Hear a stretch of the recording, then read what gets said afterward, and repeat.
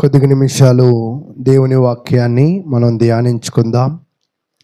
అయితే ప్రియ సహోదరులారా, మీ అందరికీ కూడా నూతన సంవత్సర శుభాకాంక్షలు తెలియజేస్తూ ఉన్నాను. నేను ఈ యొక్క నూతన సంవత్సరంలో మొదటి ఆదివారము మనందరము కూడి దేవుని నామాన్ని మహింపరిచే గొప్ప అవకాశము దేవుడు మనకి అనుగ్రహించి ఉన్నాడు. అయితే చాలామంది కూడా ఒక ఆలోచన చేస్తూ ఉంటారు. ఏంటంటే, చివరి ఆదివారం వెళ్ళామంటే ప్రతి ఆదివారం వచ్చినట్లుగా లెక్క అయిపోయింది. అంతేనా కాదా? ఫస్ట్ ఆదివారం వచ్చామంటే 51 ఆదివారాలు కూడా చక్కగా రావచ్చు. అంతేనా? అలా కాదు. మొన్న కూడా నాకు తెలిసిన ఒకళ్ళు, మేము ఒక ఊరు వెళ్ళాం. ఊరు వెళ్తే నేను ఎదురొస్తాను ఆగని నాకన్నా ముందుగా వెళ్ళింది ఆమె అటు ఎదురొస్తే నేను ఇటు వెళ్ళా. అంటే కొంతమందికి వాళ్ళ ఆలోచనలు ఎలాగ ఉంటాయంటే ఇలా ఉంటాయి. మొదటి వారం వస్తే ప్రతి వారం వచ్చినట్లుగానే అని, చివరి ఆదివారం వస్తే అన్ని ఆదివారాలు వచ్చినట్లుగానే అనుకోవచ్చు. అయితే ఇది నేను ఈరోజు ఏదో చెప్పాలని చెప్పట్లా, వాక్యంలో భాగంగానే చెప్తూ ఉన్నా. ఈరోజు మనం ఏం చదువుకుంటున్నామో ఎవరైనా చెప్పగలరా? ధన్యతల గురించి మనం చదువుకుంటున్నాం. ఎన్నో ధన్యతలో ఉన్నాం మనం? 3 అయిపోయాయి. అంతేనా? చక్కగా బొమ్మ వేసి మరీ అడుగుతున్నా కూడా మీరేం చెప్పట్లా. ఆత్మ విషయమే దీనిలేని వారు ధన్యులు, వారు ఎక్కడ చేరతారు? దుఃఖపడు వారు ధన్యులు, సాత్వికులు ధన్యులు. ఈ 3 ధన్యతలు మీరు అందరూ విన్నారా? కొంతమంది విన్నారు, కొంతమంది వినలేదు. అయితే ఈరోజు మనం చదవలసిన వాక్యం ఏమిటి అంటే, నీతి కొరకు ఆకలి దప్పులు గలవారు ధన్యులు, వారు తృప్తిపరచబడుదురు అని వాక్యము తెలియజేస్తూ ఉంది. ఈ యొక్క వాక్యములో ధన్యత అంటే ఏమిటి అంటే సంతోషకరమైన విషయం. క్రైస్తవులుగా ఉన్న మనము సంతోషంగా ఒకవేళ ఉండాలి అని అనుకుంటే, క్రైస్తవులమైన మన జీవితము శాంతి సమాధానాలతో ఉండాలి అని ఒకవేళ మనం అనుకుంటే, మనం చేయవలసిన కొన్ని విషయాలు బైబిల్లో చాలా వివరంగా తెలియజేస్తూ ఉన్నాడు. ఏమిటంటే, ఇంత మనం చదివిన కీర్తన భాగం ఉంది కదా, చూడండి. కీర్తన గ్రంథము 19వ కీర్తన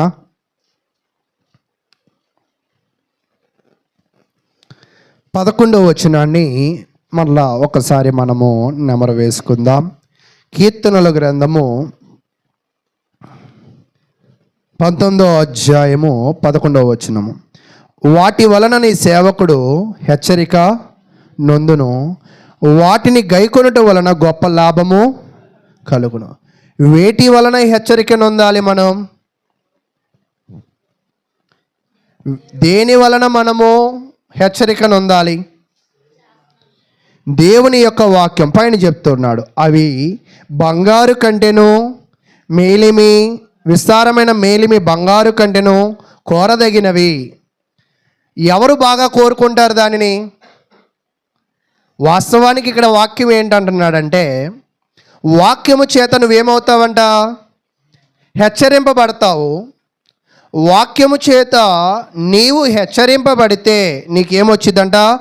గొప్ప లాభం. అక్కడ చెప్తున్నాడు గ్రేట్ రివార్డ్ లేదా గ్రేట్ ప్రాఫిట్.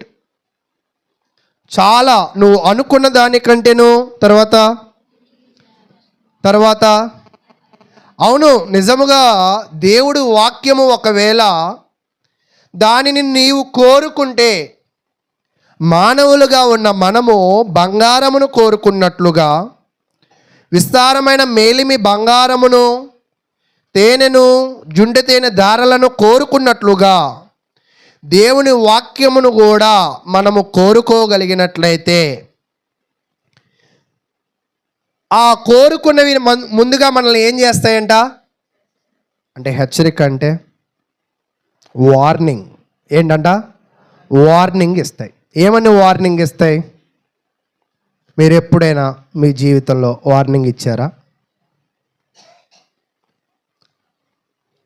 నా ప్రశ్న అర్థమైందా? పిల్లలకి ఇస్తూ ఉంటాం. ఓకే, ఇంకా పక్కింటి వాళ్ళకి ఎదురింటి వాళ్ళకి ఎప్పుడు ఇవ్వలేదా? ఇస్తూ ఉంటాం. గొడవ వస్తే మనకన్నా వార్నింగ్ ఇచ్చేవాళ్ళు ఎవరు కూడా ఉండరు. ఒక్కోసారి అంటూ ఉంటాం, కాళ్ళు చేతులు ఇరక్కొడతా అంటాం. నిజంగా ఇరక్కొట్టగలమా మనం? ఇరక్కొట్టలేము. కానీ మాటలకి మాత్రం ఏం చేస్తామంటే మనలో ఉన్న కోపాన్ని అంటూ ఉంటాం. అయితే హెచ్చరిక ఇస్తుంది వాక్యము కూడా. ముందుగా మనకేం చేస్తుందంటే వాక్యానుసారంగా ముందుగా చెప్పేది ఏంటంటే వాక్యాన్ని నువ్వు కోరుకోవాలంట. ఏమని కోరుకోవాలి? నిజంగా నా ఇంట్లో బంగారం ఉంటే ఎంత మంచిది, నిజంగా నా ఇంట్లో కావాల్సిన ఆహార పదార్థాలు ఉంటే, నిజంగా 8 సంవత్సరాల తర్వాత నేను ఈరోజు బాగా ప్రశాంతంగా పడుకున్నా. ఎందుకో చెప్పండి? మొదట ఆదివారం కాబట్టి అని కాదు, కానీ నిన్న పరుపు కొనుక్కున్నాం. కొత్త పరుపు వల్ల కొంచెం ప్రశాంతంగా నిద్ర పట్టింది. అలాగే ఈరోజు మనము కూడా వాక్యాన్ని ఎందుకు కోరుకోవాలి అంటే ఆ వాక్యము నిన్ను హెచ్చరించిద్ది. ముందు వాక్యం ఎప్పుడు ఏం చేసిద్దంట? First warning ఇచ్చిద్ది. ఏమని వార్నింగ్ ఇచ్చిద్దంటే నీ ప్రవర్తన బాల. దీని డైరెక్టర్గా ఏం చెప్పిద్దంట? నువ్వు బాల, నీ ప్రవర్తన బాల, నీ నడవడికి అస్సలా బాల. ఇది మనం అంగీకరించగలమా? ఇందాక సహోదరి పాటలు ఎవ్వరు పాడట్లేదంటే నేను పాడుతున్నా అని అన్నారు కదా. నిజంగానే ఎప్పుడు మాటని రిసీవ్ చేసుకుని ఆన్సర్ ఇచ్చేవాళ్ళు కావాలి. అలాగే వాక్యమును కూడా కోరుకునే వాళ్ళు కావాలని ఎవరు కోరుకుంటున్నారు? దేవుడు కోరుకుంటున్నాడు. ఎందుకు ఆ వాక్యాన్ని నువ్వు కోరుకోవాలంటే ఆ వాక్యము చాలా గొప్పది. అది గొప్పది కాబట్టి అది నువ్వు కోరుకో. అది నువ్వు కోరుకోగానే అది వచ్చి నీకు గొప్ప లాభం కాదు, కానీ నిన్ను హెచ్చరించిద్దంట. ముందు ఏం చేసిద్దంట? హెచ్చరించిద్ది. హెచ్చరించిన తర్వాత ఆ హెచ్చరిక నీకేం చేసిద్దంటే వాటిని గైకొనే విధంగా నిన్ను నడిపించిద్ది. వాటిని ఏం చేసిద్దంట? గైకొనే విధంగా నిన్ను నడిపించిద్ది. ఇక్కడ మీరు బాగా పరిశీలన చేయండి. ఫస్ట్గా వాక్యాన్ని మనం ఏం చేయాలంట?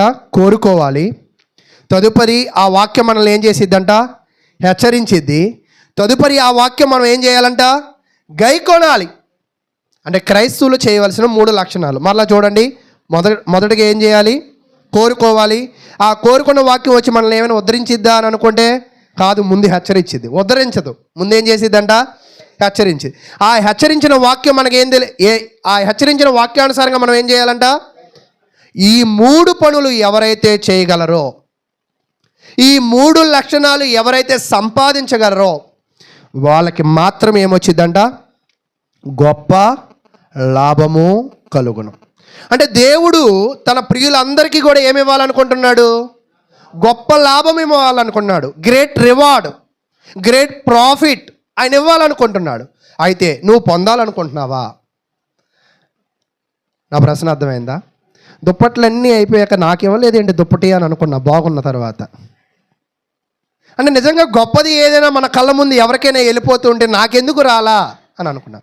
ఓకే, నిజంగా గొప్పది మనం ఎవరం కూడా ఏమైపోవాలనుకో, మిస్ చేసుకోవాలని అనుకో. నా మాటలు మీకు అర్థమవుతున్నాయి. దేవుని స్తోత్రం చెప్పాలి, ఎవరు నిద్రపోవట్లా.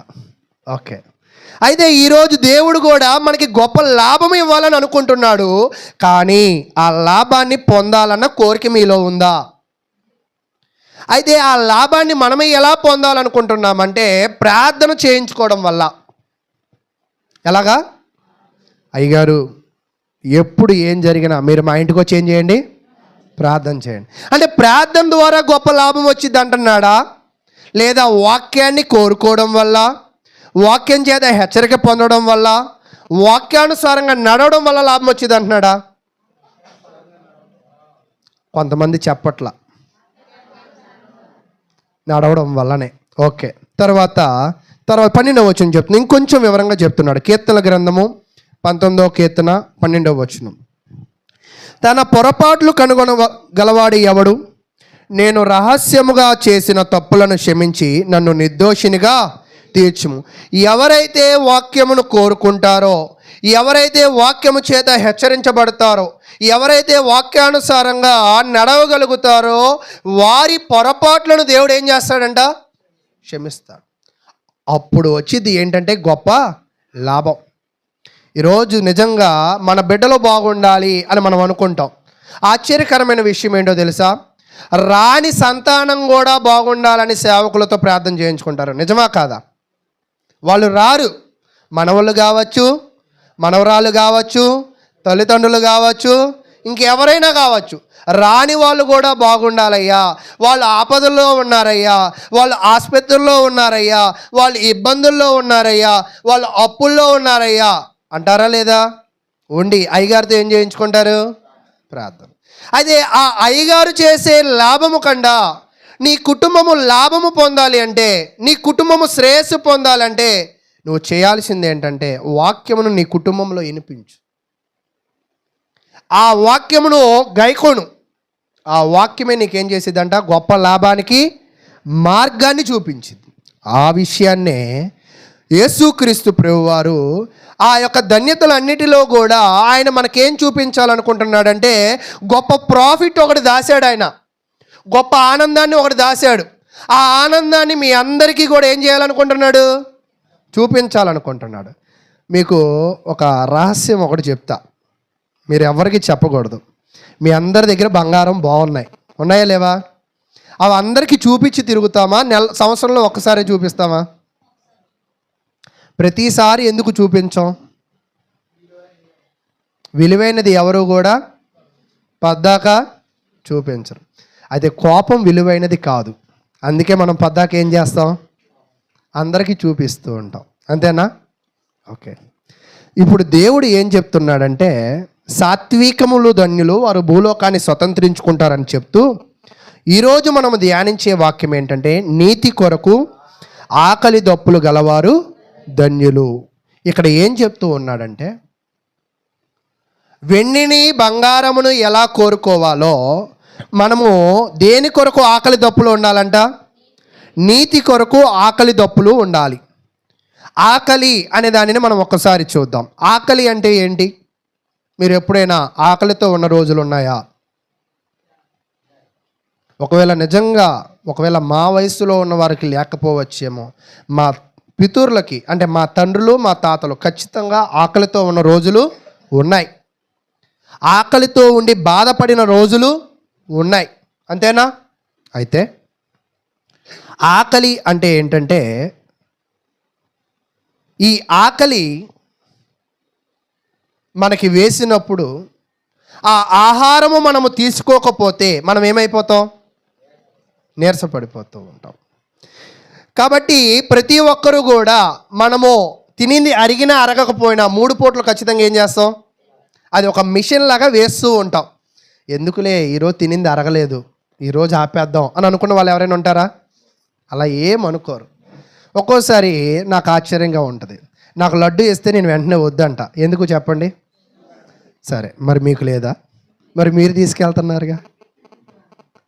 అంటే ఒక్కోసారి మన కళ్ళు, మన ఆకలి ఏం చేసిద్దంటే మన కంటి ముందు ఉన్న రుచికరమైన వాటిని పోతే పోయింది. మన వాసు గారు అంటున్నారు, మీరు ఏం తినరు, నేనైతే తింటా, మందు బిల్లేస్తా అని చెప్తున్నారు. ఈరోజు నిజంగా ఒక్కోసారి ఆకలి ఏం చేసిద్దంటే మన కంటి ముందు ఉన్న విలువైన వస్తువుని ఏం చేసిద్ది? తినేసే, దానికి తగ్గ జాగ్రత్త తీసేసుకో అని చెప్పిద్ది. కాబట్టి ఆకలి అంటే మీకు శారీరకమైన ఆకలి అయితే మీకు తెలుసు, కానీ ఇక్కడ అడుగుతున్న ఆకలి ఏమిటంటే శారీరకమైన ఆకలి గురించి కాదు. మరి ఇక్కడ ఏ ఆకలి గురించి చెప్తున్నాడు? ఆత్మ సంబంధమైన ఆకలి కొరకు. అంటే ఈరోజు ఆత్మ సంబంధమైన ఆకలి మీకు ఉందా? ప్రశ్న బాగా అర్థమైందా? ఇప్పుడు ఎవరిలో నవ్వు రావట్లా. ఆత్మ సంబంధమైన ఆకలి మీలో, ఆత్మ సంబంధమైన ఆకలి అంటే ఏంటి? పోనీ ఏంటండి ఇది ఆరాధనలా లేదు, మీరు ప్రశ్నలు అడగడం నేను చెప్పడం బాగోలేదని అనిపిస్తుందా? లేదా? ఓకే, మంచిది. అయితే ఆత్మ సంబంధమైన ఆకలి మనకు ఉందా? చూడండి, యోహాను సువార్త 6వ అధ్యాయం. యోహాను సువార్త 6వ అధ్యాయము 32వ వచనాన్ని మనం పరిశీలన చేయడానికి ముందుకు వెళదాం. యోహాను సువార్త 6వ అధ్యాయము 32వ వచనం. కాబట్టి యేసు పరలోకము నుండి వచ్చు ఆహారము మోషే మీకు ఇయ్యలేదు. ఇక్కడ చెప్తున్న గొప్ప విషయం ఏంటంటే ఇశ్రాయేలు ప్రజలు దేవుని ప్రజలే, ఇశ్రాయేలు ప్రజలు దేవునితో నిబంధన చేసుకున్న వాళ్ళే. కానీ వాళ్ళకి ఎలాంటి ఆహారం ఇవ్వలేదంట, పరలోకమైన ఆహారాన్ని ఇవ్వాల. మరి వాళ్ళకి ఏ ఆహారాన్ని ఇచ్చాడు? దేవదూతల ఆహారాన్ని మాత్రమే ఇచ్చాడు. అంటే దేవదూతల్ని మీరు ఎప్పుడైనా చూసారా? మీకు ఎప్పుడు కళ్ళలోకి రాలేదా? రాలా. ఓకే, అసలు దేవదూతలకి శరీరాలు ఉన్నాయా? దేవదూతలకి శరీరాలు ఉన్నాయా? మరి దేవదూతలకి శరీరాలు లేనప్పుడు దేవదూతలు తినే ఆహారం అని ఎందుకు చెప్తూ ఉన్నాడు? అది విలువైనది అని చెప్పడానికి. మన్నా ఆహారం ఎలాంటిదంట? విలువైనది అని చెప్పడానికి. అలాగే ఇక్కడ దేవుడు ఏం చెప్తున్నాడంటే ఇశ్రాయేలు ప్రజలు నాకు ప్రియులైనప్పటికీ, ఇశ్రాయేలు ప్రజలు నాతో నిబంధన చేసుకున్నప్పటికీ, ఇశ్రాయేలు ప్రజలు నా కొరకు గుడారము యెరూషలేము నిర్మించినప్పటికీ కూడా వారికి నేనేమి ఇవ్వలేదంట? పరలోక ఆహారాన్ని ఇవ్వలేదు. అంటే తర్వాత చెప్తున్నాడు, నా తండ్రియే పరలోకము నుండి వచ్చు నిజమైన ఆహారము మీకు అనుగ్రహించుచున్నాడు. అంటే పరలోకమైన ఆహారాన్ని అనుగ్రహించగలిగిన వాడు ఎవరంట? దేవుడే. ఆ దేవుడు మనకి ఇస్తేనే మనం పొందగలం. అది ఇప్పటిదాకా ఎవరికి ఇవ్వలేదు. ఇప్పుడు ఆయన ఎవరికి ఇవ్వాలనుకుంటున్నాడు? క్రీస్తునందు విశ్వాసం ఉంచిన వాళ్ళకి ఇవ్వాలనుకుంటున్నాడు. క్రీస్తునందు ఏముంచిన వాళ్ళకంట? అయితే ఒక విషయం బయటది మీకు చెప్పి కొంచెం ముందుకు వెళ్తా. మొన్న కొంతమంది పందెం కాసుకుని పెన్ను మింగారంట. ఏం మింగారు? పెన్ను మింగారు. 9వ క్లాసు గుంటూరు జిల్లా. పొట్ట ఓపెన్ చేస్తే ఒక పెన్ను ఉంది. ఏంట్రా బాబు అంటే పందెం కాశాను, పందాన్ని బట్టి.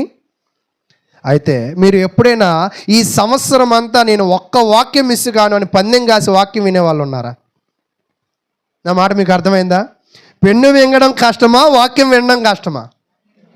మరి 9వ తరగతోడు ఆ ధైర్యం చేయగలిగాడు, కానీ సంవత్సరం అంతా నేను వాక్యం వినగలను అనే ధైర్యము, ఈ సహవాసము, ఈ పందెము ఇక్కడ ఉన్న వాళ్ళు ఎవరైనా వేయగలరా? ఇంతకుముందు బాలసుందరం గారు అటెండెన్స్ వేసేవాళ్ళు తెలుసా? నేను బాగా చిన్నపిల్లని. వచ్చావా? వచ్చానయ్య గారు. ఎంత ఇచ్చావు కానుక? 1000 రూపాయలు ఇచ్చాను అని కూడా అనేవాళ్ళు. నాకు తెలిసి, నాకున్న గుర్తు. అది ఈరోజు మనము కూడా మన జీవితంలో దేవుడు ఒక ఆహారాన్ని ఇస్తా అన్నాడు. ఆ ఆహారం ఎలాంటిదంట? పరలోకం నుండి వచ్చేది. ఆ ఆహారం ఎవరిచ్చేదంట? దేవుడు ఇచ్చేది. అయితే అది మనకు దేవుడు ఇవ్వడానికి ఇష్టపడుతూ ఉన్నాడు. 33వ వచనం, పరలోకము నుండి దిగి వచ్చి లోకమునకు జీవమునిచ్చినది దేవుడు అనుగ్రహించు ఆహారమునై ఉన్నది. మీతో నిశ్చయముగా చెప్పుచున్నానని వారితో చెప్పాను. వాళ్ళు చూడని అదృష్టము, మీరు చూసే అదృష్టం ఏంటో తెలుసా? ఇంతకుముందు వాళ్ళకి పరలోకము నుండి వచ్చే ఆహారము రాలేదు. వాళ్ళకి దేవుని వాక్యము సరిగా పరలోకం నుండి రాలేదు. కానీ ఈరోజు మీకు అది అనుగ్రహింపబడుతుంది. 34, కావున వారు ప్రభువా ఈ ఆహారము ఎల్లప్పుడూ మాకు అనుగ్రహించమనిరి. అక్కడ ఉన్న వాళ్ళు ఎంత భక్తిపరులు అంటే, అయ్యా ఈ ఆహారం మాకు ఇవ్వయ్యా. ఎందుకు ఇవ్వమంటున్నానంటే ఇది పరలోకం నుంచి వచ్చేది కాబట్టి మాకు ఇవ్వయ్యా, ఇది తండ్రి ఇస్తాడు కాబట్టి మాకు ఇవ్వయ్యా, ఎవ్వరికి ఇవ్వలేదు కాబట్టి మాకు ఇవ్వయ్యా అని వీళ్ళు దానికోసం ఏం పడుతున్నారంట? ఆశపడుతున్నారు. మీకు గతంలో కూడా లూకాసు వార్తలో ఏం చెప్పానంటే, శిష్యులందరూ వచ్చి అయ్యా మా విశ్వాసాన్ని ఏం చెయ్యి? అభివృద్ధిపరచు. ఏం చేయాలంట? అభివృద్ధిపరచు. మాలో అల్ప విశ్వాసము లేకుండా మమ్మల్ని పరిపూర్ణమైన విశ్వాసంలోకి మమ్మల్ని నడిపించయ్యా. అంటే మీకు అర్థమైందా? ఏది పరలోకమైన ఆహారము అంటే ఒక వ్యక్తిని బలపరిచేది పరలోకమైన ఆహారము, ఒక వ్యక్తిని విశ్వాసంలో స్థిరపరిచేది పరలోకమైన ఆహారం. ఏం ప్రేమ, అంతేనా? పరలోకమైన ఆహారము మనల్ని ఏం చేసిద్దంట? బలపరిచింది. అయితే 35వ వచనం, అందుకు యేసు వారితో ఇట్లా నేను, వీళ్ళందరూ ఏమడిగారు? అయ్యా ఆ ఆహారం మాకు ఇవ్వు అన్నప్పుడు 35వ వచనం, అందుకు యేసు వారితో, చదువు ప్రేమ్, అందుకు యేసు వారితో ఇట్లా నేను, జీవాహారము నేనే, నా యొద్దకు వచ్చేవాడు ఏ మాత్రము ఆకలి కొనడు. దేవుడు ఇప్పుడు ఏం తీరుస్తా అన్నాడు? నీ ఆకలి తీరుస్తా అన్నాడు. అది ఎలాంటి ఆకలి? మనము అనుకుంటున్నట్లుగా గోధుమో వరో మొక్కజొన్న ఇలాంటి ఆహారాలు కాదు. ఆయన ఇస్తాన్న ఆహారం ఏంటంట? జీవ ఆహారము. అంటే దీనిని తీసుకున్నవాడు ఎన్నడూ కూడా ఆకలి కొనడు. దీనిని తీసుకున్నవాడు బ్రతకడానికి అవకాశము ఉంటుంది. దీనిని తీసుకున్నవాడు గొప్ప లాభము పొందినవాడు అవుతాడు. అంటే దేవుని వాక్యం వల్ల వచ్చే లాభం మీకు అర్థమైందా? ఈరోజు ఈ వాక్యము వినడం వల్ల, ఈ వాక్యాన్ని గ్రహించడం వల్ల, ఈ వాక్యం వల్ల వచ్చే లాభము నీకు అర్థం కాకపోవడం వల్లే ఈ వాక్యం కొరకు నువ్వు ఆకలితో ఎదురు చూడట్లా. ఈ వాక్యము నీ కళ్ళ ముందు పెడితే చాలామంది అంటూ ఉంటారు, తినేటప్పుడు ఒక్క మెతుకు కూడా ఉంచొద్దు, ఎందుకంటే ఈ మెతుకు ఇక్కడికి రావాలంటే దీని వెనక అనేకలు కష్టము ఉంటుంది, దాన్ని వృధాగా మీరు పోనీయద్దు అని చెప్తూ ఉంటారు. అంతేనా? ఆకలి విలువ తెలిసిన వాడు ఆ పని వదలడు. అలాగే దేవుని వాక్యము అది లాభాన్ని ఇచ్చిద్ది అని, అది పరలోకము నుంచి వచ్చిన ఆహారం అని, ఆ వాక్యము జీవాహారం అని ఒకవేళ మీకు అర్థమైతే మీరు దేని కొరకు ఎదురు చూస్తారండి? ఖచ్చితంగా వాక్యము కొరకు. ఎప్పుడు నేను వాక్యము వినాలా, ఎప్పుడు దానిని కోరుకోవాలి, దానిని నేను గ్రహించాలి, దానిని నేను గైకొనాలి, అప్పుడు ఖచ్చితంగా దేవుడు నాకేమిస్తాడంట? లాభాన్ని ఇస్తాడు అని మనకు అర్థమవుతుంది. అయితే ఇది మనకు అర్థం కాకే మనము నాకేంటి, నాకు ఇల్లు ఉంది, నాకేముంది? ఇల్లు ఉంది, 3 పూటలు భోజనం ఉంది, చేసుకోవడానికి పని ఉంది, నేను సమృద్ధిగానే ఉన్నాను అని అనుకుంటారు. కానీ మీకు అర్థం కాని విషయం ఏమిటి అంటే, మనము చాలా పేదరికంలో ఉన్న క్రైస్తవులము. అంటే ఆర్థికంగా కాదు, ఆత్మీయంగా. మనము నిజంగా మన శరీరానికి తగ్గ ఆహారము మనము వేయకపోతే ఎలాగా బలహీనపరచబడతామో, నీ ఆత్మకు తగ్గ ఆహారము నువ్వు వేయకపోతే, నీ వ్యక్తిత్వాన్ని నువ్వు మార్చుకోలేకపోతే నువ్వు ఖచ్చితంగా ఏం చేయలేవంట? ఖచ్చితంగా నీ జీవితంలో నువ్వేం చేయలేవంట? లాభము పొందలేవు. కాబట్టి ప్రియ సహోదరులారా, ఈరోజు మనం అందరము కూడా ఆధ్యాత్మిక ఆకలి వైపు నడవాలి. ఆధ్యాత్మికమైన ఆకలి అంటే ఏంటంటే, వాక్యము వినడానికి నేను సంసిద్ధంగా ఉన్నాను, నేను ఆకలితో ఎదురు చూస్తూ ఉన్నాను. దేనితో అంటండి? ఆకలితో ఎదురు చూస్తున్నా. మీ అందరికీ కూడా ఒక జనరల్ నాలెడ్జ్ క్వశ్చన్ వేసి కొంచెం ముందుకు వెళ్తా. ఇంకా అతి తక్కువ సమయంలో వేటాడి ఎక్కువసేపు నిద్రపోయే జంతువు ఏంటో చెప్పండి? సింహం. ఎంతసేపు పడుకుంటుంది అది? ఏదో వచ్చింది చెప్పొద్దు దయచేసి. 20 గంటలు పడుకుంటుంది, 4 గంటలు వేటాడి. ఈ 4 గంటల్లో 20 గంటలు పడుకోవడానికి కావాల్సిన వేట చక్కగా చేసేసింది. అదేనా? ఈ 20 గంటలు పడుకోవడానికి ఈ 4 గంటలు ఎంత బాగా తినుంటుంది? తినిందా లేదా? తన కడుపు నింపుకునిద్దా లేదా? కడుపు నింపకపోతే ఒక్కసారి చూడండి, ఆకలితో కళ్ళు మూసుకోండి, ఏం పట్టదు? మీరు రోజు పడుకుంటున్నారా, పడుకోవట్లేదా?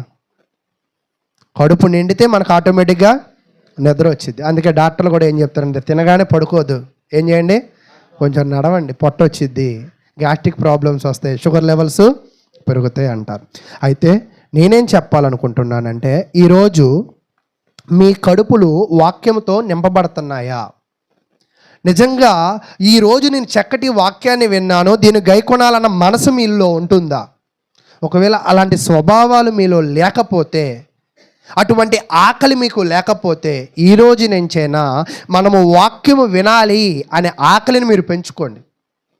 ఒక్కోసారి బిడ్డలు ఎదగడం లేదని వాళ్ళకి ఏం చేస్తారంటే, ఎంట్రోజెర్మియా అనే ఒక డైజెషన్ కావడానికి మెడిసిన్ వాడుతూ ఉంటారు. తర్వాత కొన్ని ఆకలిని పెంచడానికి కావాల్సిన సిరప్లు వాడుతూ ఉంటారు, ఎదగడానికి కావాల్సిన ట్యాబ్లెట్లు వాడుతూ ఉంటారు. నిజమా కాదా? అయితే ఈరోజు మీ ఆకలిని మీరే పెంచుకోండి. వాక్యము వినాలి అన్న ఆకలి మీలో ఏమవ్వాలంట? పెరగాలి. ఎందుకు పెంచుకోవాలి అంటే, ఈ వాక్యము నువ్వు వినకపోతే నువ్వు ఆత్మీయతలో ఏమైపోతావు? చచ్చిపోతావు. ఒక రకంగా బలహీనత కాదు, పూర్తిగా ఏమైపోతావంట? ఎవరైతే వాక్యానికి దూరంగా ఉంటారో, ఎవరైతే వాక్యాన్ని వినడానికి దూరంగా ఉంటారో, ఎవరైతే వాక్యాన్ని గైకొనే విషయంలో దూరంగా ఉంటారో వాళ్ళు ఏమైపోతారంట? ఆత్మీయంగా చచ్చిపోతారు. అంటే వాళ్ళలో మంచి స్వభావాలు మనం ఎక్స్పెక్ట్ చేయలేం. వాళ్ళ జీవితాలు గొప్ప స్థితిలోకి ఖచ్చితంగా వెళ్ళాం. ఇందాకేం చెప్పాడంటే వాక్యమును కోరుకునేవాళ్ళు, వాక్యమును గైకొనేవాళ్ళు, వాక్యానుసారంగా హెచ్చరిక పొందేవాళ్ళు, నడిచే వాళ్ళకి ఏమొచ్చింది అన్నాడు? లాభం వచ్చింది అన్నాడు. ఒకవేళ దానికి వ్యతిరేకమైన స్వభావం నీలో ఉంటే మనం ఏమైపోతాం? నాశనం అయిపోతాము అని దేవుని వాక్యం అయితే తెలియజేస్తుంది. అయితే ప్రియులారా, మీలో ఆకలి పక్కన పెడితే ఆత్మ సంబంధమైన దాహం మీకుందా? ఆకలి అంటే కేవలం తినడమే కాదు, దాహం, నీరు కూడా. మీలో ఆత్మ సంబంధమైన దాహం ఉందా? ఆత్మ సంబంధమైన దాహం అంటే నేను ఇందాక మీకు చెప్పాను కదా, లడ్డూ ఇస్తే ఒక్కోసారి తినగాని బాగా దాహం వేస్తే కూల్ డ్రింక్ తాగుతా, నాకు అది దొరికిద్ది. ఎందుకని? నా దాహాన్ని నింపుకోవాలంటే నా కంటి ముందు ఉన్నదాన్ని నేనేం చేస్తాను? తాగుతా. అలాగే ఆత్మ సంబంధమైన దాహం మీలో ఉందా? చూడండి, ఇక్కడ తెలియజేస్తూ ఉన్నాడు, మనకి దాహము వేసినప్పుడు మామూలు వాటర్ కంటే చల్ల నీళ్ళు మనం ఏం చేస్తాం? చాలా ఇష్టంగా తాగుతూ ఉంటాం. నీరు లేకపోతే కొన్ని రోజుల్లో ఈ శరీరము డిహైడ్రేషన్ గురవుతూ ఉంటుంది. అయితే వాక్యము అనే దాహము నీలో లేకపోతే నీవు కూడా బలహీనుడు అవుతావు, అనారోగ్యానికి గురవుతావు, చనిపోయే అవకాశం కూడా ఉంటూ ఉంది. చూడండి, యోహాను సువార్త 4వ అధ్యాయం, యోహాను సువార్త 4వ అధ్యాయము 5వ వచనం నుంచి నేను చదువుతూ ఉన్నాను. యోహాను సువార్త 4వ అధ్యాయము 5వ వచనం. యాకోబు తన కుమారుడైన యోసేపుకి ఇచ్చిన భూమి దగ్గరనున్న, అందరూ తీశారా? దగ్గరనున్న సమరియలోని సుకారు ఒక ఊరికి వచ్చెను. అక్కడ యాకోబు బావి ఉండెను గనుక యేసు ప్రయాణం వలన అలసి ఉన్న రీతినే ఆ బావి యొద్ద కూర్చుండెను. అప్పటికి ఇంచుమించు 12 గంటలాయను. అక్కడ ఎవరు అలసిపోయి వచ్చి కూర్చున్నారంట? యేసుక్రీస్తు వచ్చి అలసిపోయి కూర్చున్నాడు. ఎందుకు అలసిపోయి కూర్చున్నాడు? ఆయన చాలా ప్రయాణం చేసి ఉన్నాడు కాబట్టి అలసిపోయాడు. అలసిపోయిన ఇతను అక్కడ కూర్చున్నాడు. అప్పుడు సమయం అంటా అప్పటికి ఇంచుమించు 12 గంటలాయను. 7వ వచనం. సమరయ స్త్రీ ఒకతే నీళ్ళ చేదుకొనుటకు అక్కడికి రాగా యేసు, నాకు దాహన ఇమ్మని ఆమె అడిగాను. అంటే నీళ్లు నాకు ఇవ్వమ్మా, నేను ఎలా ఉన్నాను? దాహంగా ఉన్నాను అని. ఇప్పుడు యేసు దేని కొరకు ఎదురు చూస్తూ ఉన్నాడు? మీకు ఇక్కడ అర్థం కావాల్సిన విషయం ఏంటంటే, యేసు నీళ్ళ కొరకే ఎదురు చూస్తున్నాడు, ఆ స్త్రీ కూడా నీళ్ళ కొరకే ఎదురు చూస్తుంది. ఇద్దరి ఆశ ఏంటంట? నీళ్లు కావాలి. అయితే యేసు బావి ఉంది, బావి పక్కనే కూర్చున్నాడు. ఎందుకు తాగలేకపోయాడు? చేదుకోవడానికి ఆయన దగ్గర ఏం లేదంట, ఎటువంటి పరికరము లేదు.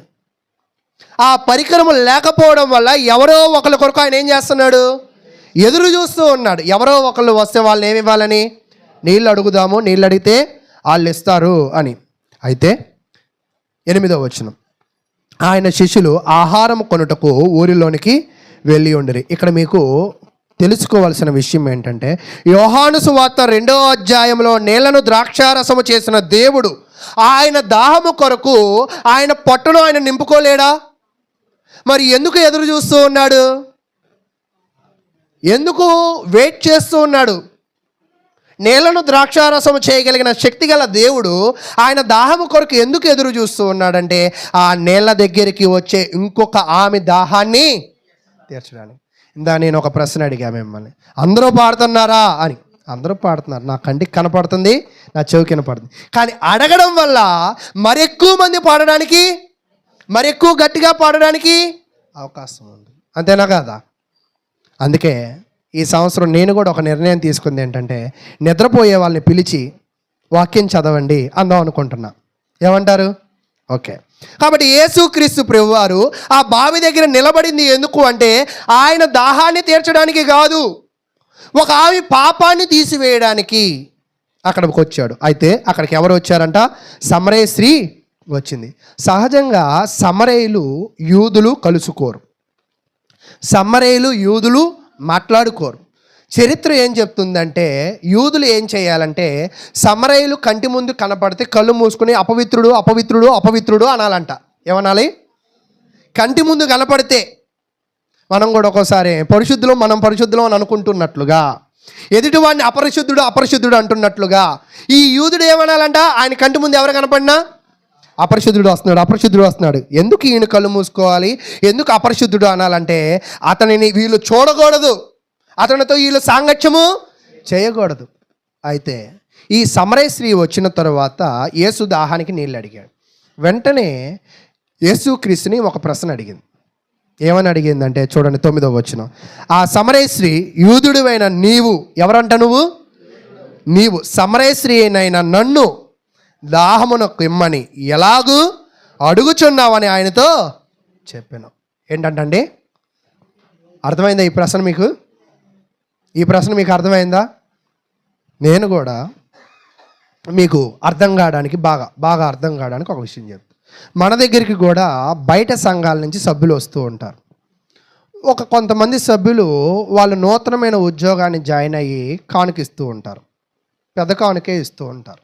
అది మనకు తెలుసు. ఉద్యోగంలో జాయిన్ అయ్యారంటే ఏం కానుకిస్తారు అంటే, ఒకవేళ ఇచ్చేవాళ్ళు ఉన్నారు, ఇస్తారు. నేనేం చెప్పానంటే, మిమ్మల్ని ఆత్మీయంగా రక్షించింది ఎవరు? మిమ్మల్ని ఆత్మీయంగా బలపరిచింది ఎవరు?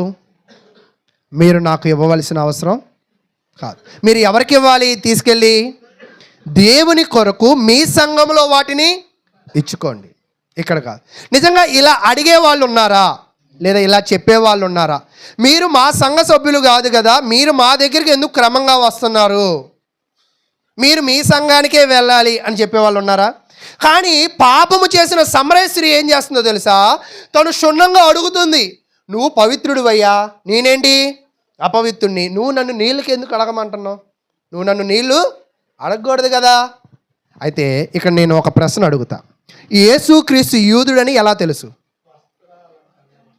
యేసుక్రీస్తు యూదుడని ఎలా తెలుసు అంటే, ఆయన వేసుకున్న వస్త్రాల వల్ల ఆ స్త్రీ ఆమె ఇట్టే పసిగట్టింది. ఆ జ్ఞానము ఆయన్ని పసిగట్టడానికి ఉపయోగపడింది. అప్పుడు యేసుక్రీస్తు ఏమంటున్నాడంటే, ఇది చూద్దాం. ఎలయనగా యూదులు సమరయులతో సాంగత్యము చేయరు కదా అని చెప్పిన తర్వాత, అందుకు యేసు, నువ్వు దేవుని వరమును నాకు దాహమునకు ఇమ్మని నిన్ను అడుగుచున్నవాడు ఎవడో అది నీకు ఎరిగి ఉంటే నీవు ఆయనను అడుగుదువు, ఆయన నీకు జీవజలము ఇచ్చునని ఆమెతో చెప్పాను. ఈమె దేనికి వచ్చిందంటే ఇంట్లో నీళ్లు నింపుకోవడానికి వచ్చింది. యోహాను సువార్త 4వ అధ్యాయంలో ఈ సమరయ స్త్రీ దేనికి వచ్చిందంటే ఏదో పొట్ట నింపుకోవడానికి. ఈరోజు ఒక బిందె నీళ్ళు తెచ్చుకున్నాం అనుకో, 2 రోజుల్లో ఏమైపోతాయి? మళ్ళీ ఈమె ఎక్కడికి వెళ్ళాలి? మళ్ళీ బావి దగ్గరికి కూడా అందరూ ఉన్నప్పుడు వెళ్ళకూడదు. ఈమె ఎవ్వరూ లేనప్పుడు ఈ ఏకాంతమైన సమయంలో వాళ్ళకు ఒక సమయం ఉంటుంది, ఆ టైంలోనే వాళ్ళు వెళ్ళాలి. ఎందుకంటే సమరయులు చేదుకోవడానికి ఒక సమయం, యూదులు చేదుకోవడానికి ఒక సమయం. వీళ్ళిద్దరూ కూడా ఏమైపోకూడదంట? కలిసి పని చేయకూడదు. అయితే ఈమెకు అర్థం కావట్లే, అయ్యా నువ్వు యూదుడివి, నేను సమరయని, నువ్వు నన్ను నీళ్లు అడగకూడదు, కానీ నువ్వు నీళ్ళు ఎందుకు అడుగుతున్నావు నాకు అర్థం కావట్లే. అప్పుడు ఏసేమంటున్నాడంటే, అమ్మా నిన్ను నీళ్ళు అడుగుతున్నవాడు ఎవరో నీకు తెలిస్తే నువ్వు నన్ను నీళ్ళు అడుగుతావు. ఏ నీళ్ళో తెలుసా? జీవజలం అడుగుతావు. ఎందుకంటే ఈ నీరు తాగితే తాగిన నీరు బయటికి వెళ్ళిపోతుంది, మరలా దాహము వేస్తుంది. కానీ నేనిచ్చే ఈ నీరు ఏమవుదంట? జీవజలము. ఎన్నడూ నువ్వు దాహము రాకుండా ఆ నీళ్ళు. కానీ నేను యూదుడినని నువ్వు తెలుసుకున్నావు, కానీ నాలో ఉన్న దేవుని నువ్వు గుర్తెరగలేదని నీళ్ళకు వచ్చిన ఆమెకి ఈ సోదంతా చెప్తున్నాడు. ఎవరు? ఈమె కూడా దానిని సోదిగా భావించకుండా ఎలా వింటుందంట? ఆసక్తిగా మాట్లాడుతుంది. ఎందుకు ఆమె ఆసక్తిగా మాట్లాడగలుగుతుంది అంటే ఆమెకి జ్ఞానం ఉంది కాబట్టి. అయితే నా ప్రశ్న ఏంటంటే, వాక్యాన్ని విని గ్రహించే వాళ్ళకి ఏమున్నట్లు? జ్ఞానం. విని గ్రహించలేకపోతున్నారంటే వాళ్ళలో ఏమి లేదంట? జ్ఞానం లేదు. ఈమెకి జ్ఞానం ఉంది కాబట్టి అక్కడ 11వ వచనం చెప్తుంది, అప్పుడు ఆ స్త్రీ, అయ్యా ఈ బావి లోతునది చేదుకొనుటకు నీకేమీ లేదే. ఇందాక నుంచి మీకు చెప్పానా ఆయన ఎందుకు అక్కడ వెయిట్ చేస్తున్నాడు? చేదుకోవడానికి ఆయనకేమి. ఇప్పుడు కూడా ఈమెకు అర్థం కాల, ఒక రక పిచ్చోడా అర్థం కావట్లా నీకన్నా. అలాగే ఇప్పుడు ఈమెకు అర్థం కావట్లా. ఏమని? వచ్చినోడు మామూలోడు కాదు, వచ్చినవాడు కొన్ని బంధకాలను తెంపడానికి వచ్చాడు. పాత చరిత్రను ముగించి కొత్త చరిత్రను నాంది పలకడానికి వచ్చాడు. పాత నిబంధనను ముగించి కొత్త నిబంధనను ఏర్పరచడానికి వచ్చాడు. యూదులను, అన్యులను, సమరయులను అందరినీ ఎలా చేయాలనుకుంటున్నాడు? ఒకటి చేయాలనుకుంటున్నాడు. అయితే ఇది ఆమెకు అర్థం కాల. ఆ జీవజలము ఎలాగో నీకు దొరుకును, తానును తన కుమారులను పశువులను ఈ బావి నీళ్లు త్రాగి మాకిచ్చిన మా తండ్రి అయిన యాకోబు కంటే నీవు గొప్పవాడువా? అసలు ఈ బావి తవ్వాడు కదా. ఇప్పుడు ఎంతకాలం అయిందో తెలుసా ఆ చరిత్ర? 4030 సంవత్సరాలు అయింది ఇంచుమించుగా. ఎంతండి? 4030 సంవత్సరాల క్రితం బావి తవ్వింది ఎవరు? యాకోబు. ఆయన్ని గుర్తు చేసుకుంటుంది. ఎందుకని? ఈ బావి ఇచ్చింది ఎవరంటే యాకోబు. ఆయన ఏ పుణ్యాన్ని తవ్వాడో ఆ నీళ్లు తాగి మేము, మా పశువులు, మా కుటుంబము, మా జాతి, మా ప్రాంతం వాళ్ళు బ్రతుకుతున్నాం. నువ్వు ఆయన కన్నా గొప్పోడువా? ఆయన కన్నా నువ్వు గొప్పోడువా అని అడుగుతుంది. అడుగుతున్నప్పుడు అంటే యేసు గొప్పతనం ఇంకా గ్రహించిందా, గ్రహించలేదా? గ్రహించలా. బా మంచిదండి. 13వ వచనం, అందుకు యేసు, ఈ నీళ్లు త్రాగు ప్రతివాడు మరలా దప్పుకొనును, నేనిచ్చు నీళ్లు తాగువాడు ఎప్పుడునూ దప్పికొనడు, నేను వానికిచ్చు నీళ్లు నిత్య జీవమునకై వానిలో ఊరెడి నీటి బుగ్గగా ఉండనని ఆమెతో చెప్పాను. దేవుడు ఇచ్చే నీరు, ఆ నీరును ఆపేక్షించిన వాళ్ళు, ఆ నీరును తాగిన వాళ్ళు అది ఏం చేసిద్దంట? ఓరడించిద్ది. ఓరడించడం అంటే ఒక్కోసారి భూమిలో నుంచి నీళ్ళు ఏమవుతూ ఉంటాయి? వస్తూ ఉంటాయి. ఆ పొంగడానికి గల గుర్తు ఏంటంటారు? బాగా ఈరోజు నీలో కూడా వాక్యము వినాలన్న ఓరడింపు ఉందంటే నీలో పరిశుద్ధాత్మ శక్తి ఉన్నట్టు. నీలో వాక్యము వినాలన్న ఆసక్తి ఉందంటే ఆత్మీయ ఆకలి నీకు ఉన్నట్టు. నీకు ఆ ఆత్మీయ ఆకలి నీకు ఏం చేసిద్ది అంటే నిత్య జీవమును, నిత్య ఆహారమును, నిత్య జీవ జలమును నీకు అందిస్తూ ఉంటుంది. అయితే ఈమె ఏం చేసిందంటే ఇప్పుడు ఈమెకి అర్థమైపోయింది. కొన్ని మాటలు విన్న తర్వాత ఈమెకి ఏమైందంట? అర్థమైంది. వచ్చినవాడు మావులోడు కాదు, వచ్చినవాడు కొంచెం ఏదో తేడా అంటే మనిషి అయితే కాదు, మనిషికి మించిన వాడు. అంటే ఇతను దేవుడని అర్థం చేసుకుని ఏమేం చేసిందో తెలుసా? ఈమె ఆకలిగా ఉండడమే కాదు, ఆ ఊరిలో అనేకులను పిలిచి ఎవరి దగ్గర తీసుకొచ్చిందంట? యేసు దగ్గర తీసుకొచ్చింది. అంటే యేసు నిత్య జీవ జలాన్ని ఇస్తాడని తన అర్థం చేసుకున్నాక తను కాదు, తన యొక్క కుటుంబము, తన ప్రాంతము, తన దేశములో అనేకులను ఆయన దగ్గరికి తీసుకొచ్చింది. వాక్యం తెలిసిన వాళ్ళనా, తెలియని వాళ్ళనా? తెలియని వాళ్ళు. ఈరోజు మనకి ఆకలి ఉంటే మనం వింటాం. మనకు ఆకలి ఉంటే అనేకులను మనం ఏం చేస్తామంట? తీసుకొస్తాం. నాకు ఊహ ఉన్న తర్వాత ప్రతి సంవత్సరం వీళ్ళు ఏం చేస్తారంటే కొంతమంది పెద్దవాళ్ళు, లెగిసి పురుషులు, అమ్మా ఇప్పటి నుంచి ఒక నిర్ణయం తీసుకుందాం అంటారు. మంచి పవర్ఫుల్గా. ఏంటో ఆ నిర్ణయం చెప్పండి? ప్రతి ఒక్కరిని తీసుకురా. ఈ ఒక్కరే రారు, ఒక్కరిని ఎలా తీసుకొస్తారు? మనం పోయిన 1వ తారీఖు కూడా నేర్చుకున్నాం. యేసుక్రీస్తు చనిపోయి తిరిగి లెగస్తానన్నాడా లేదా? మాట మీద నిలబడ్డాడా, మాట తప్పాడా? ఈరోజు ఈ 1వ తారీఖు మనం కూడా మాట మీద నిలబడుతూ ఉంటాం. ఆ 1వ తారీఖుకే నిలబడతాం. ఈరోజు ఆశ్చర్యకరమైన విషయం ఏంటంటే, బాధాకరమైన విషయం ఏంటంటే, భోజనాలు పెట్టి వచ్చిన జనాలు వాక్యాలకి రారు. వస్తువులు పంచినప్పుడు వచ్చిన జనాలు అప్పుడు రారు. వస్తువులు అంటే నేనేం చెప్పాలనుకుంటున్నానంటే నా ప్రయత్నము వస్తువులు భోజనాలు కాదు. నా ప్రయత్నం ఏంటంటే వాటికన్నా విలువైనది ఏంటంట? దేవుని వాక్యం. ఇది విలువైనది. ఇది తీసుకోకపోతే అయ్యా ఇగో మీకు ఇచ్చారు వస్తువు, మీరు వెళ్ళారా, మీకు వచ్చిందా, రాలేదా అని మాట్లాడుకునే వాళ్ళు కూడా ఉంటారా? ఉండరా? మేము మాట్లాడుకునేవాళ్ళం. మాకు ప్రతి సంవత్సరం అమెరికా గిఫ్ట్ బాక్స్ ఇచ్చేవాళ్ళు. ఇక్కడ ఉన్న సండే స్కూల్ పిల్లలకు తెలిసాము. దాంట్లో రకరకాల చాక్లెట్లు, బట్టలు, రాజుగారు అంతేనా? అది బట్టలు అవన్నీ కూడా ఉండే. మీకు తెలుసా అవన్నీ? మీరు తీసుకున్నారా? మీ పిల్లలు తీసుకున్నారా? మీ పిల్లలు తీసుకున్నారు. అంటే మీరు తీసుకున్నట్టే అయితే ఓకే. కాబట్టి అది తీసుకుని అరే నీకు రాలేదేంట్రా, అరే నీకు వచ్చింది ఏంట్రా అని అనుకునేవారు. అలాగే సమరయ స్త్రీ కూడా ఈమె సరైన వ్యక్తికి ఎదురుపడిందని గ్రహించి ఆమె ఏం చేసిందంటే ఊరకనే ఉండలా. వచ్చినవాడు మామూలోడు కాదు, వచ్చినవాడు ఏదో గొప్ప పనిని చేస్తాడు, వచ్చినవాడు మనకి నిత్య జలాన్ని ఇస్తాడని తెలుసుకుని అనేకులను ఆమె ఏం చేసిందంట? పిలిచినట్లుగా తెలుసుకుంది. ఎలా తెలుసుకుంది?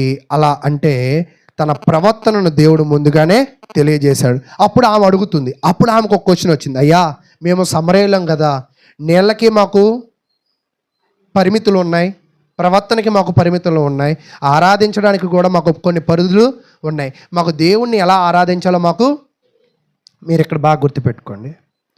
దేని కొరకు కలిశారు ఇద్దరు? ఎక్కడికి వెళ్ళింది ఇది? సంబంధం ఉందా? మనం ఎక్కడికి వస్తాం? ఆరాధనకు వస్తాం. ఎక్కడ గొడవలు పడతాం? నీళ్ళకి, కుర్చీలకి, స్థలాలకి, ఇలా ఏదైనా అవ్వచ్చు. అయితే 23వ వచనం, అయితే యథార్థముగా ఆరాధించువారు ఆత్మతోనూ సత్యముతోనూ తండ్రిని ఆరాధించు కాలము వచ్చుచూ ఉన్నది. వచ్చుచూ ఉన్నది, అది ఇప్పుడు వచ్చే ఉన్నది. తన్ను ఆరాధించువారు అట్టివారే కావాలనని తండ్రి కోరుకొనిచున్నాడు. అంటే దేవుడు ఎవరిని కోరుకుంటున్నాడో తెలుసా? డిసెంబర్ 31 వచ్చే వాళ్ళని, డిసెంబర్ 25 చేసే వాళ్ళని, జనవరి 1 వచ్చే వాళ్ళని కాదు కోరుకునేది. దేవుడు కోరుకునేది ఏమిటి అంటే ఆత్మ సంబంధమైన ఆకలి కలిగిన వాళ్ళని, ఆత్మ సంబంధమైన దాహం కలిగిన వారిని, ఆత్మ సంబంధంగా దేవునిని ఆరాధించే వారిని కోరుకుంటున్నాడు. అంటే అది దేవుని కోరిక. దేవుడు ఎటువంటి వాడు అంటే ఆత్మ సంబంధమైన వ్యక్తి కాబట్టి తన్ను ఆరాధించే వాళ్ళు కూడా ఏ రూపం కలిగి ఉండాలంట? దేనితో ఆరాధించాలంట? ఆ ఆత్మతోనే మనము ఆరాధించాలి. ఈరోజు ఆత్మతోనే మనము ఆరాధించాలి అంటే ఆ ఆత్మ సంబంధమైన ఆకలి, ఆ ఆత్మ సంబంధమైన దాహం మనలో ఉండాలి. అది ఐతోపి నపంసకులలో ఉంది కాబట్టే దూరా భారమైనా కూడా రథమును కట్టి ధనాన్ని వీక్షించి సమయాన్ని కేటాయించి పనులను పక్కన పెట్టి ఎక్కడికి వెళ్ళాడంట? యెరూషలేముకి. ఈరోజు నిజంగా ఆత్మ సంబంధమైన ఆకలి ఉంటే సాకులు ఎవ్వరు చెప్పరు, ఎప్పటికీ చెప్పరు, ఎవరు చెప్పరు. ఎందుకు చెప్పరంటే వస్తే పొందే లాభము చాలా ఎక్కువైంది కాబట్టి. అయితే ప్రియులారా, ఈరోజు మీ జీవితాలలో ఆత్మ సంబంధమైన ఆకలితో మనము జీవించవలసిన వారమై ఉన్నాం.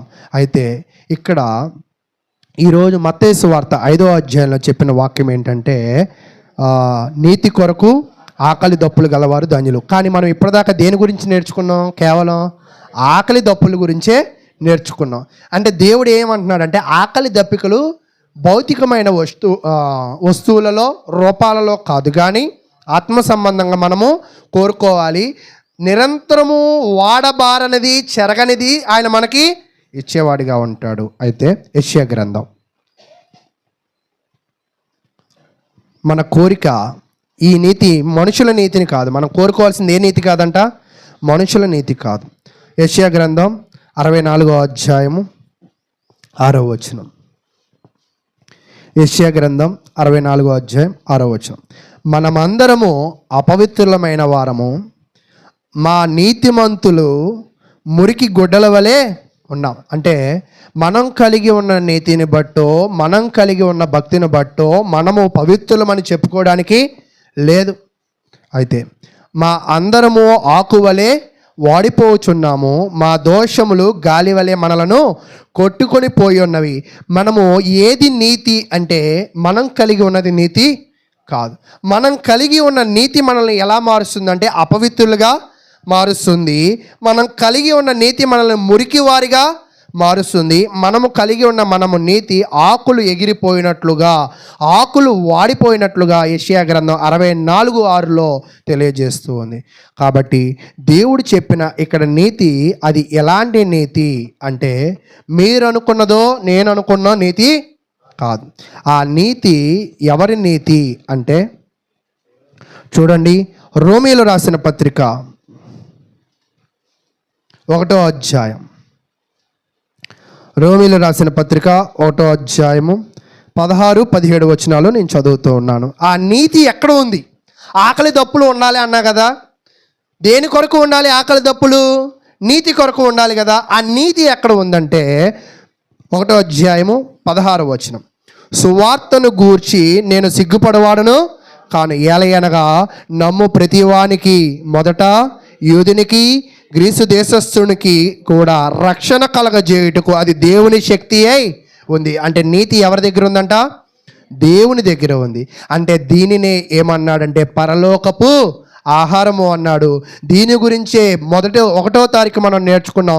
దేవుని వాక్యము అనే సువార్త ద్వారానే మనం ఏమవుతున్నామంటే రక్షింపబడుతూ ఉన్నాము అని చెప్పాం కదా. కాబట్టి ఈ నీతి ఎవరి దగ్గర దొరికిద్ది అంటే దేవుడి దగ్గర దొరికిద్ది. అది దేని ద్వారా దొరికిద్ది అంటే సువార్త ద్వారా దొరికిద్ది అని తెలియజేస్తూ ఉన్నాం. అయితే ఈరోజు 17వ వచనం, ఎందుకని నా నీతిమంతుడు విశ్వాస మూలముగా జీవించునని.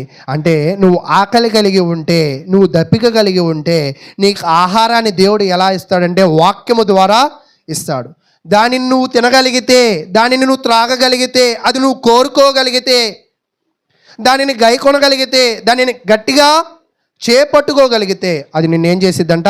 విశ్వాసిగా మార్చిద్ది. ఎలా మార్చిద్దంటండి? మనము ఇంకా పరిపూర్ణమైన విశ్వాసంలోకి రాలేదు అంటే అర్థం ఏంటో తెలుసా? మీరు వింటున్న వాక్యాన్ని ఇంకా గట్టిగా పట్టుకోవట్లేదు. కాబట్టి ఎందుకని నా నీతిమంతుడు విశ్వాస మూలముగా జీవించునని రాయబడిన ప్రకారము విశ్వాస మూలముగా అంతకంతకు విశ్వాసము కలుగునట్లు దేవుని నీతి దాని యందు, ఎవరి నీతి అంటండి? దేవుని నీతి దాని యందు, దాని అంటే సువార్త యందు బయలుపరచబడుచున్నది. అంటే ఇక్కడ మీకు అర్థమైంది, సువార్త అనే నీతిని మనం ఏం చేయాలంట? కలిగి ఉండాలి. సువార్తలో ఏం నీతి ఉంది? చచ్చిపోవడం నీత? 4 మేకులు పీక్కోలేనోడు, సిలువ మీద పీక్కోలేనోడు, ఆయనది ఒక నీత అంటే అక్కడ మనం గ్రహించవలసింది ఏంటంటే ఆయన చనిపోయాడు, నిజమా కాదా? తిరిగి లేపబడ్డాడు, నిజమా కాదా? సమాధి చేయబడ్డాడు, నిజమా కాదా? అలాగే క్రైస్తవులమైన మనము దానిలో నీతి ఏమిటి అంటే మనము కూడా పాపము విషయంలో చనిపోయాము, పాపం విషయంలో సమాధి చేయబడ్డాము, నీతి విషయంలో అయితే నిజంగా లేపబడ్డామా? నేలలో నుంచి లేపబడ్డాం కానీ పాపములో నుంచి లేపబడ్డామా? లేపబడ్డా. అమ్మా ఎదరకు వచ్చేసేయండి, మీరు అమ్మాయికి తీసేయండి. కాబట్టి ప్రియ సహోదరులారా, ఈ సిలువ సువార్తలో నుంచి మనం నేర్చుకోవాల్సిన ముఖ్యమైన విషయం ఏమిటి అంటే, ఈ సిలువ సువార్తలో నుంచి మనం నేర్చుకోవాల్సిన నీతి ఏమిటి అంటే, నీతి ఆయన తన జీవితంలో ఎన్నో కొరడా దెబ్బలు తిన్నాడు, నిజమా కాదా? ఎన్నో పిడిగుద్దులు గుడిపడ్డాడు, నిజమా కాదా? ఎన్నో అవమానాలు పడ్డాడు, నిజమా కాదా? అవన్నీ పడి బాధింపబడి చనిపోయాడు, నిజమా కాదా? ఈరోజు క్రైస్తవ జీవితంలో కూడా ప్రార్థనకి రావడం అంత తేలిక పని కూడా కాదు. రావాలంటే ఎన్నిటినో మనం ఏం చేయాలంట? జయించాలి. ఈరోజు నువ్వు జయించలేకపోతే ఆ ప్రార్థనా మందిరానికి నువ్వు రాలేవు. నువ్వు రాలేకపోతున్నావంటే నీలో నీతి కరువు ఉంది. నీలో నీతి కరువు ఉందంటే నీలో ఆకలి దప్పులు లేవు అంటే నువ్వు క్రైస్తవుడివే కావు. అర్థమైందా మీకు? అయితే కారణం ఏదైనా కావచ్చు, సాకు ఏదైనా కావచ్చు. అయితే మీ అందరికి అర్థం అవడం కొరకు నేను ఒక విషయం చెప్తా. అందరూ నన్నే చూస్తున్నారా? ఓకే. మా అబ్బాయికి 8 గంటల నుంచి పొద్దున్న 8:30 దాకా చెవు నొప్పి వచ్చింది. 8:30 దాటిన తర్వాత వాడికి చెవు నొప్పి పోయిద్ది. ఏంటంటారు దీన్ని? School time. భలే కనిపెట్టారు. ఈరోజు ఆ చెవు నొప్పే చెప్పా. మా అబ్బాయి మోసగాడని మీకు చెప్పలా, కానీ మోసగాడని మీరు నిర్ధారించారు, అంతేనా? అయితే ఈరోజు ఒక చిన్న పిల్లోడు చేసే మోసాన్ని నువ్వు గ్రహిస్తున్నావు కదా, నీ మోసాన్ని దేవుడు గ్రహించడా? నువ్వు రావట్లేదు అంటున్నావో, సమయానికి రాకుండా ఆలస్యం చేస్తున్నావో, దేవుడు నీలో ఉన్న నిర్లక్ష్యాన్ని, నీలో ఉన్న స్వభావాన్ని, నువ్వు చేస్తున్న పనిని, చిన్నపిల్లోని నువ్వు గ్రహించినప్పుడు నిన్ను ఆయన గమనించలేడా? ఆయన గ్రహించలేడా? ఆయన గ్రహిస్తాడు. అప్పుడు అనిపించింది, ఇలాంటి నేను ఎన్నో చేసి ఇలా ఉన్నాను, ఆడు చేస్తూ ఉన్నాను, నేను సరి చేస్తూ ఉన్నాను. కాబట్టి ఈరోజు నేనేం చెప్పాలనుకుంటున్నాను అంటే, మానవులుగా ఉన్న మనమే ఎదుటి వ్యక్తిని చదువుతూ ఉంటాం కదా, దేవుడు నిన్ను చదువుతూ ఉంటాడు. దేవుడు నిన్ను చదువుతూ ఉన్నప్పుడు అబద్ధం చెప్పడానికి ఆస్కారము, తప్పించుకోవడానికి అవకాశము, ఆయన ఒప్పించాలి అంటే ఆయన వాక్యానికి ఏమవ్వాలంట? లోబడాలి. కొన్ని కారణాలు చెప్తూ ఉంటారు. కారణాలు చెప్పి యేసు సిలువను తాను ఆపుకోలే. చివరికి ఏమన్నాడు తెలుసా? ఈ గిన్నె నా యొద్ద నుండి తీసివేయి. ఎవరి చిత్తం అది? దేవుని చిత్తం. ఈరోజు దేవుని చిత్తం ఏంటో తెలుసా? ఈ సంఘమునందు బాప్తిసం పొందిన మీరందరూ, ఈ సంఘములో వాక్యము నేర్చుకున్న మీరందరూ పరలోకము చేరాలి అనేది ఎవరి చిత్తం? దేవుని చిత్తం.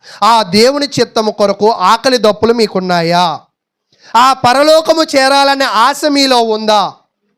అయితే అది మీలో ఉంటే దేవుని నీతి మీ విశ్వాసం ద్వారా బయటికి రావాలి. మీరు విశ్వసిస్తున్నారా? తర్వాత చూడండి, అదే రోమీలు రాసిన పత్రిక 10వ అధ్యాయం. రోమీలు రాసిన పత్రిక 10వ అధ్యాయము 1-4 వచనాలు నేను చదువుతూ ఉన్నాను. ఇప్పటిదాకా మనం ఏం చూసామంటే నీతి అంటే ఏంటో చూసాం. ఆ నీతి ఎక్కడ ఉందంట? సువార్తలో ఉంది. ఆ సువార్త నుంచి మనం ఏం నేర్చుకోవాలంట?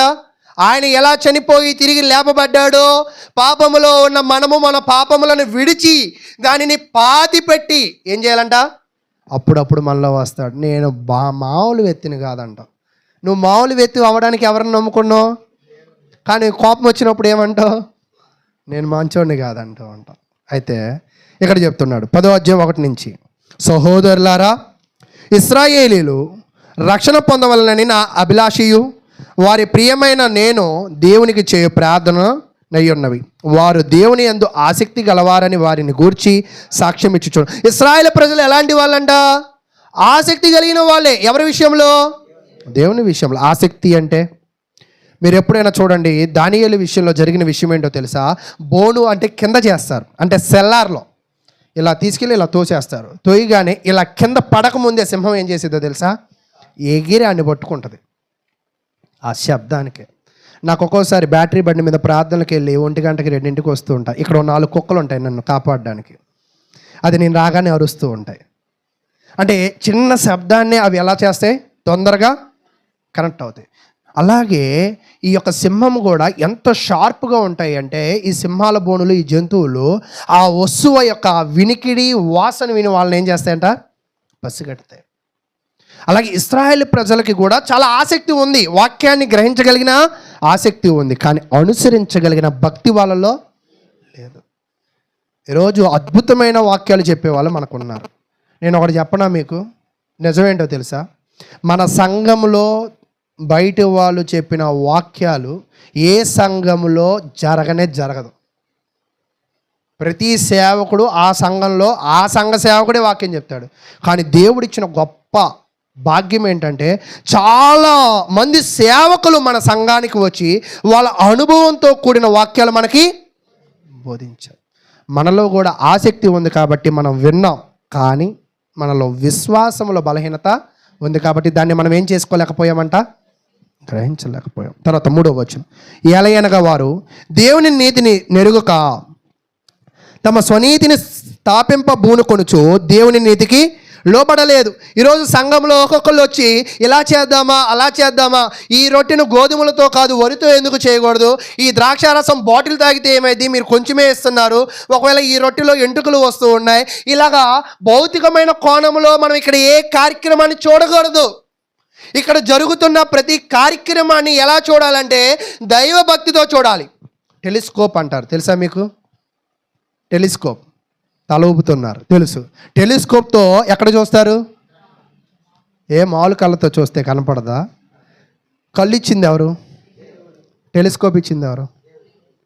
మనుషులు. ఎవరు చేసుకున్నారు అది? దేవుడు ఇచ్చిన కళ్ళ కన్నా మనుషులు చేసిన టెలిస్కోప్ ద్వారా ఎక్కడ చూస్తున్నాం? ఆకాశంలో చూస్తున్నాం. అయితే ఈరోజు మనము కూడా ఈ మానవ నేత్రాలు ఎలా పనిచేయాలి, ఈ మానవ శరీరాలు ఎలా పనిచేయాలంటే దేవుని నీతికే లోబడాలి, కానీ స్వనీతికి లోబడకూడదు.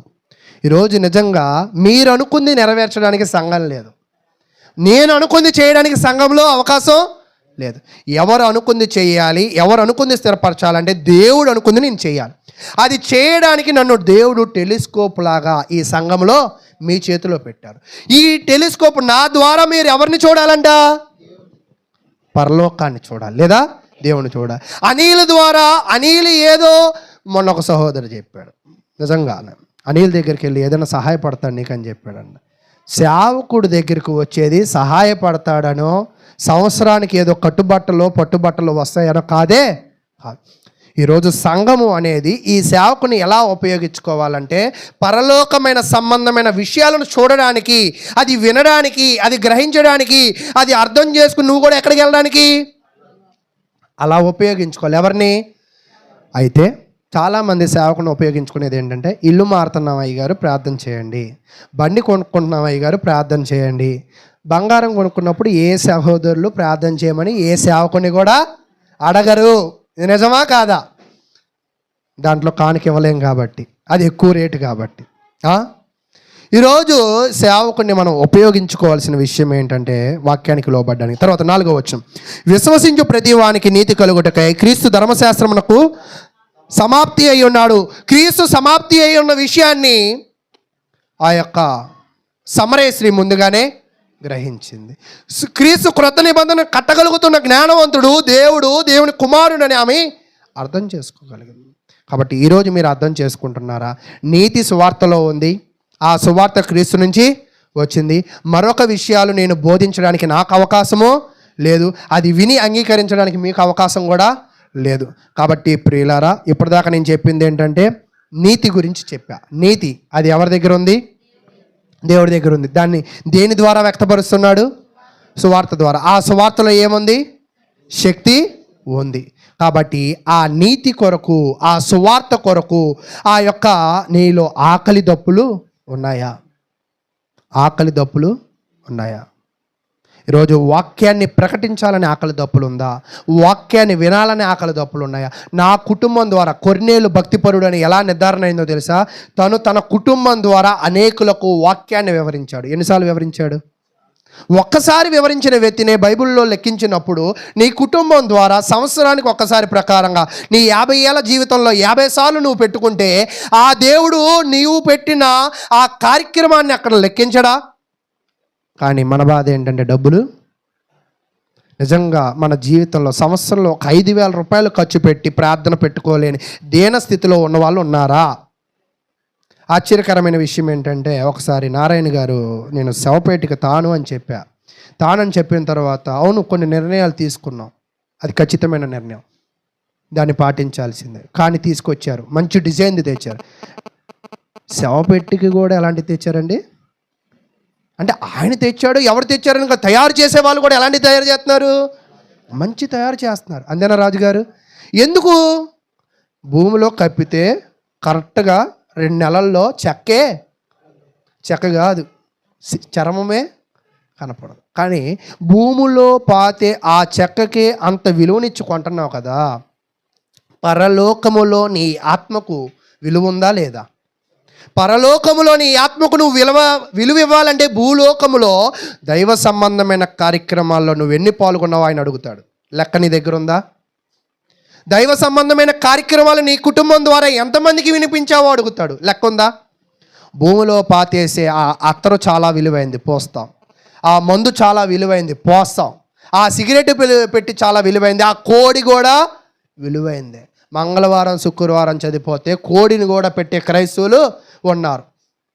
కానీ బైబిల్లో అవి ఎక్కడైనా ఉన్నాయా అంటే లేవు. కానీ అయ్యగారు వచ్చి ప్రార్థన చేసి, మీరు దైవ సంబంధంగా లేనప్పుడు దైవ సంబంధమైన ప్రార్థన మీకెందుకు? ఏమైనా ఉందా ఉపయోగం?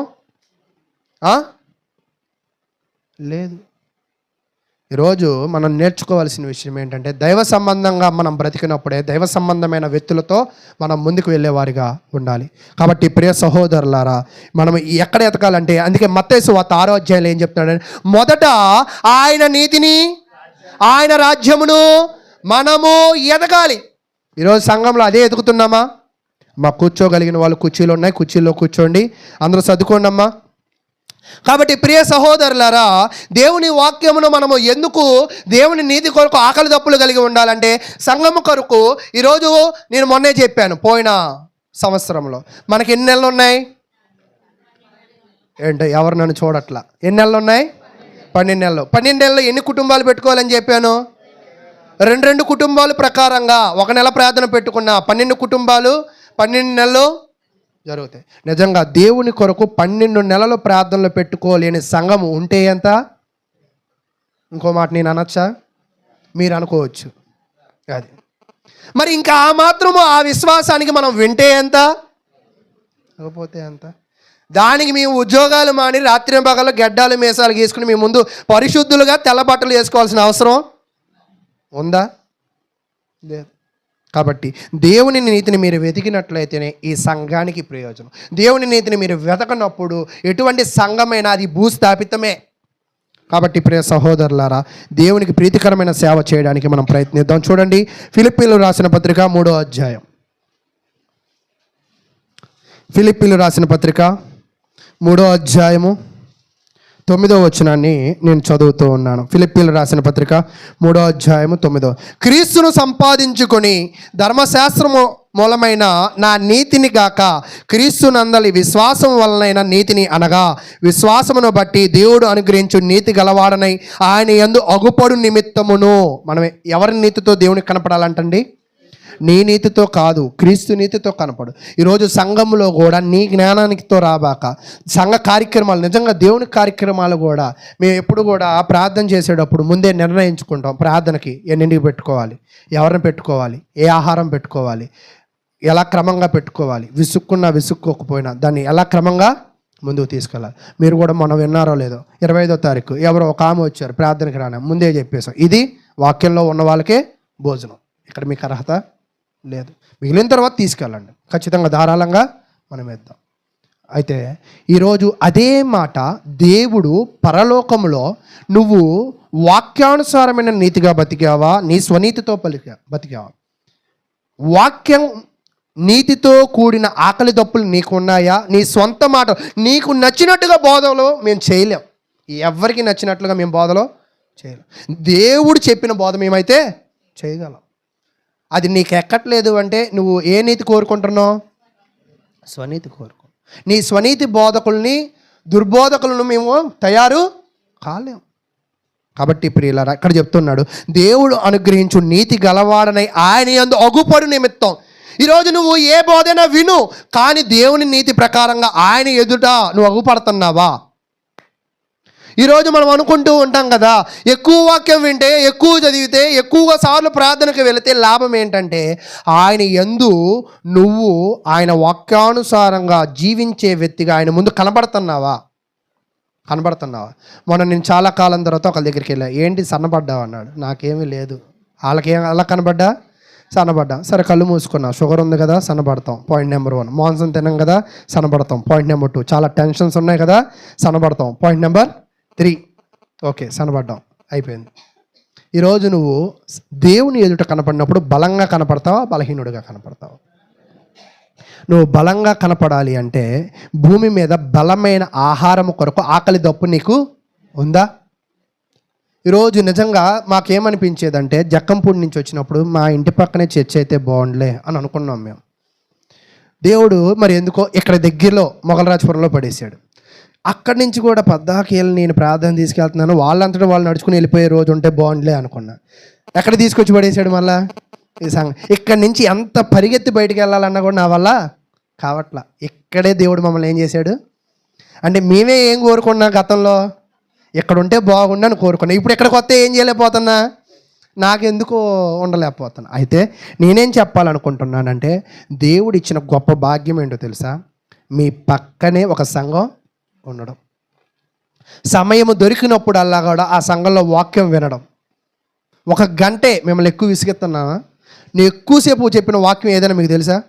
నాకు తెలిసి మీకు నిద్ర వస్తుందంటే ఆటోమేటిక్గా నేను ముగించి డన్ కొట్టి ముగింపు ప్రార్థన అంట.